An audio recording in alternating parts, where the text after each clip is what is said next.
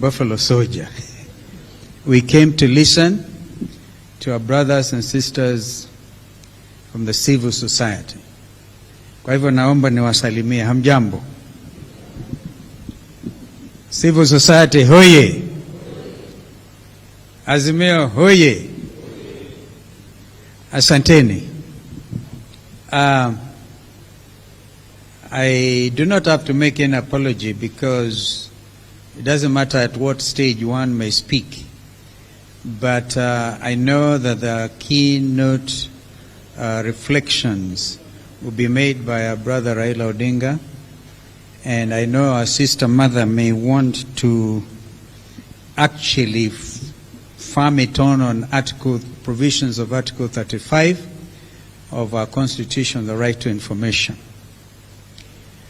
And I know that as Kenyans, we are concerned about the state, not only of the economy, but the state of the nation of Kenya today. I made a remark over the weekend to which Dr. Ruto replied quickly. When I said I've been in government for quite a time, can't remember when, any time, I cannot remember at any given time when the Kenya government was unable to pay its workers. And government is the largest employer. At the time when we had the Grand Coalition government, and Ndugu Raila will remember, and Mother, we as an economy would raise 97% of our budget. In fact, this is the one country that has not relied heavily on borrowings from either IMF or whatever, Bretton Woods, to be able to finance our recurrent expenditure. Therefore, when at the level of the head of state, somebody at that level begins to argue that you cannot borrow in order to finance the recurrent expenditure, this is seriously misleading the country. I want therefore to suggest, and allow me to continue with the journey after this, that Sunday in Kamukunji we will be going back to the People's Baraza. Here they are a little afraid as to why we would want to go back to Kamukunji. We have to report progress. I repeat that those who have read a book by the title A Man for All Seasons, you remember, I think Suba, you may have read it. The main character, one of the characters, the Attorney General of the United Kingdom, that is Thomas More. And he said that in the thickets of the law, he was a forester. I have this sense because I've been in negotiations in the region, and of course in our own country, that Kenya Kwanza, let me be respectful to them today, are not serious about this dialogue. They clearly are not. And I think out of this consultative forum, the resolutions that will come out, need to call them out. Yeah, you can always know when somebody is serious. How do you prefix dialogue with the denial in the first place? Denial that this is it, we are not on it, and we can only discuss IEBC reconstitution. That's what makes me think they are not serious about dialogue. I agree with the Gaucho. Gaucho said, the ghetto president, he said, these people, if there's no dialogue they want. And I want to give him a negotiating principle. Ndugu Gaucho, are you in the house? The ghetto president is right there. You find this applicable to Kenya Kwanza. If you cannot dazzle them, dazzling, you can't dazzle them with brilliance, then baffle them with bullshit.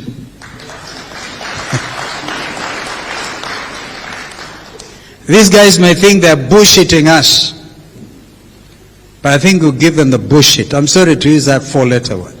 It comes to a time must come when you must call a spade a spade. Either they are serious about this, or they are not. But even if they are not, they need to recognize Kenyans have equal rights. And that you cannot sit on my rights and pretend you are doing me a favor. Therefore, the right to demonstrate, I think Mama Mumbi did it very well on Article 1. We've been quoting Article 37 clearly. I saw Kithure Kindiki making attempt in Parliament, which is actually even constitutional, because either you go back to the provisions of BBI, which made it possible for ministers. We were suggesting the ministers can come from outside and from Parliament, some of them members of Parliament, in order to deal with question time on the floor of the House. Now they're trying to do it through the window. I think Churchill, they must have learned their tricks on how to become a student. You go to a driving school. That's what they have done. Go to a driving school in order to get them on the floor of the House. But be that as it may, Kithure Kindiki says, the police did not have express orders to fire live bullets at demonstrations. Something tells me he's not an insider. Something is telling me Kithure Kindiki doesn't know. We want him then to tell the country, why is it that an attempt, a deliberate attempt, was made on the life of Honorable Raila Amolo Odinga when we did the demonstrations in Embakasi South? Deliberate. Where was a young man I mentored called Kithure Kindiki? So when he comes to Parliament and makes it look so good, he's sanitizing a regime that has already shown they are willing to spill blood, even of the leadership in this country. If it wasn't that Raila Odinga's vehicle was armored, we would be talking a different story. Therefore, from this forum, please join me in demanding a thorough investigation on that attempt on the life of Raila Odinga. Otherwise, it will be casual. We are talking about men and women who don't care about shedding blood. And if they had knocked out Raila Odinga, and the assumption is people will demonstrate for 1 week, for 2 weeks, and they will forget.